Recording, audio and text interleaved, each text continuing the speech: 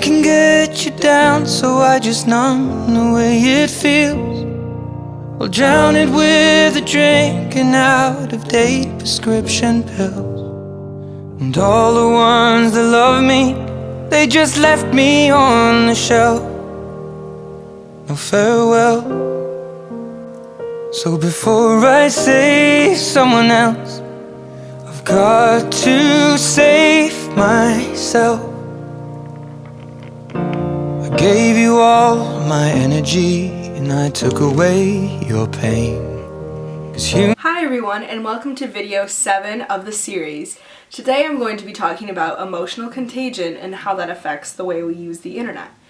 In Unit 7, I believe, of our online class, we talked about emotional contagion and what it is and how it can be kind of involved in the way that we use the internet and how there are certain ways to manipulate the way we use the internet in order to affect the way we feel about certain things. So emotional contagion can be defined as feeling similar emotions of the people that are around you. So you're more susceptible to act or to feel a certain way based on the interactions or the close interactions that you have with people who are feeling similar feelings or emotions. So let's say if you surround yourself with someone who's feeling depressed or anxious, you're more likely to feel those emotions.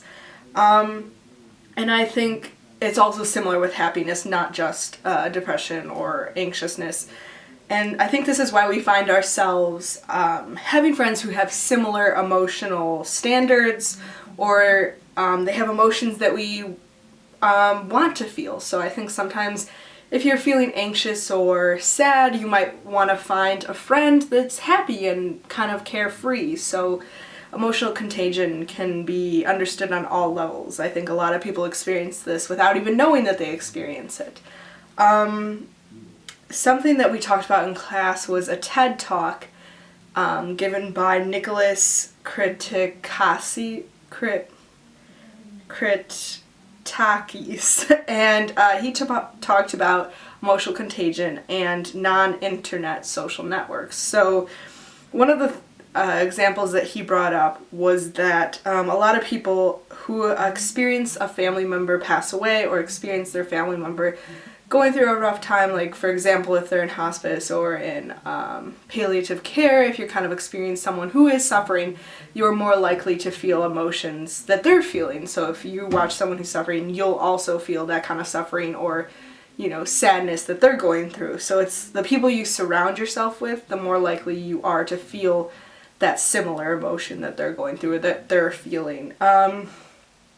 He kind of talked about how with emotional contagion, these clusters are formed. So all these clusters are formed throughout our lives, and you kind of surround yourself with people who feel similar emotions. He also talked about how clusters are formed based on similarities, not just in feelings, but in other things such as obesity. So the causes of these clusters are similarities, or it's like the domino effect.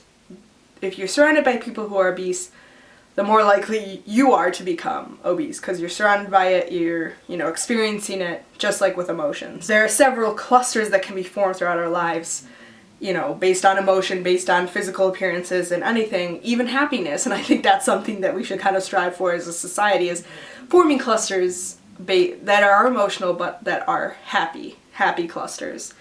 Another experiment, an article that we read in class was the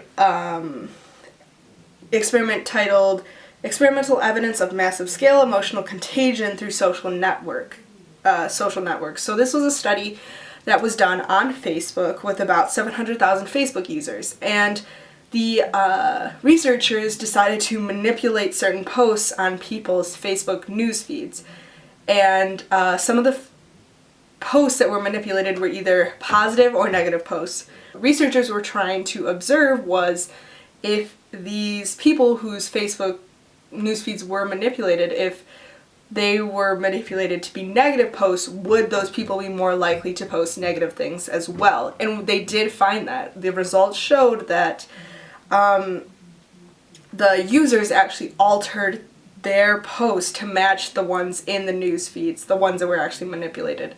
So if someone saw the manipulated negative post, they were more likely to post negatively. So I think what they were trying to prove in this study was that emotional contagion is not just like prevalent in society, it's also prevalent on the online society. Whatever someone is feeling online could also be projected onto others and could also be felt by others. So if you have Facebook friends that are posting constant negative things, you're more likely to feel those negative things and also post negative things as well.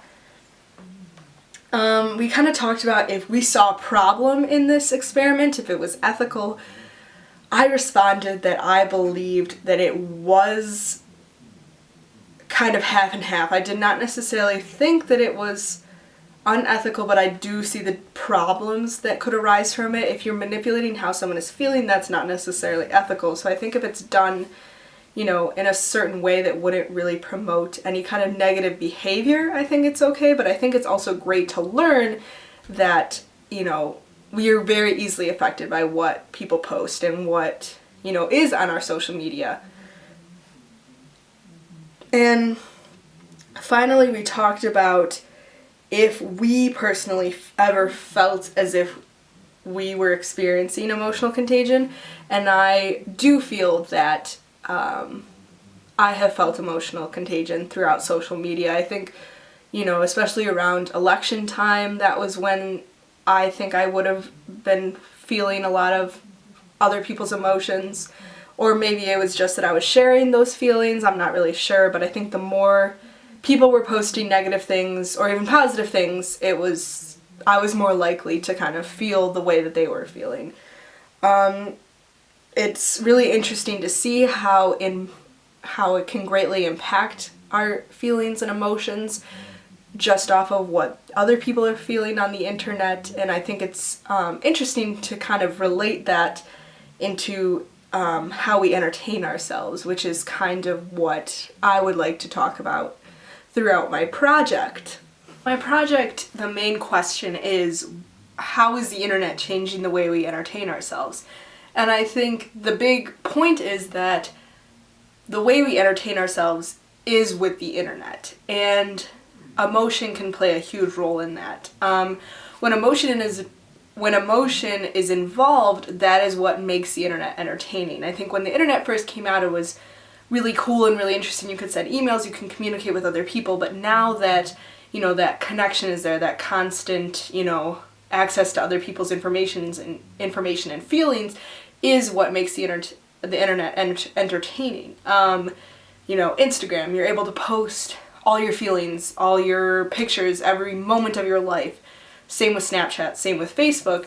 And with that, other people are able to feel what you're feeling. They're able to see what kind of life you're living for the most part. I mean, everyone kind of lies a little bit on social media, but with the internet comes emotion, and with emotion comes entertainment. I think emotion can also be felt through TV shows that you watch on the internet.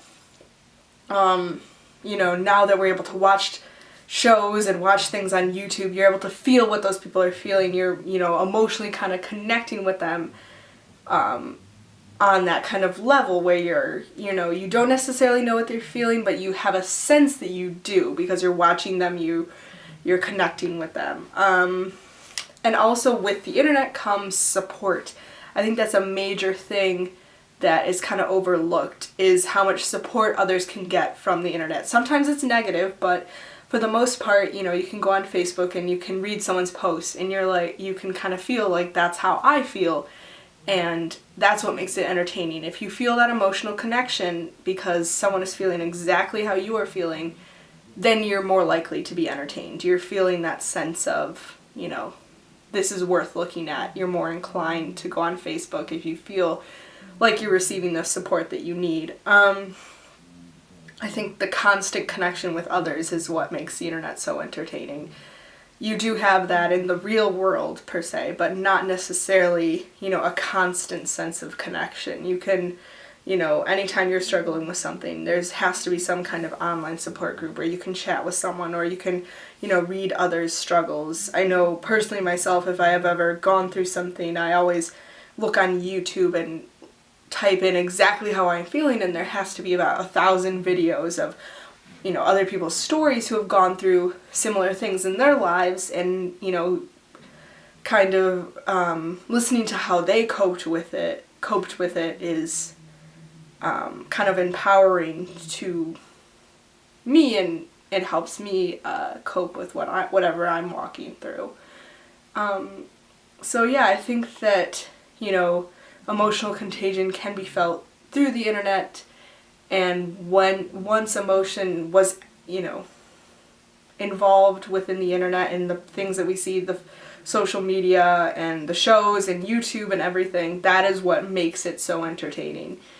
You know, we are entertained by the internet, and I think that it will constantly be affected by the internet, especially in the way we entertain ourselves. And I think now the internet is probably one of the main things that we use to entertain ourselves, and I think that will constantly be the way we do, and it'll probably grow forever.